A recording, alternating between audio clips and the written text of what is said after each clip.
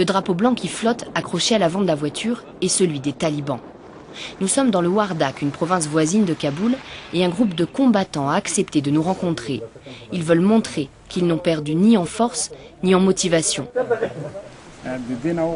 Ces hommes, si on leur demande, sont prêts à mourir au combat. Ils peuvent mettre une ceinture et se faire exploser. Ils sont prêts pour n'importe quel type de combat. Les talibans multiplient leurs attaques dans le pays. Elles ont augmenté de moitié depuis le début de l'année par rapport à 2007.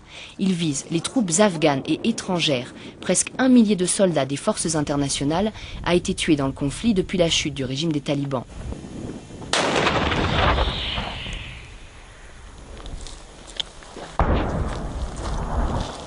Et les soldats français, aujourd'hui très présents dans les zones de combat, sont aussi considérés comme des ennemis. J'aimerais dire quelque chose aux soldats français. S'ils écoutent leur gouvernement, s'ils continuent d'être les marionnettes des États-Unis, ils recevront encore plus d'attaques, comme celle de Sarobi, et même encore plus violentes. Ils doivent changer leur politique. Cette année et l'année prochaine, nous allons faire notre maximum pour rentrer dans Kaboul et pour viser les Américains et les bases de leurs alliés. Et à partir de maintenant, nous déplaçons le combat des zones reculées vers les villes.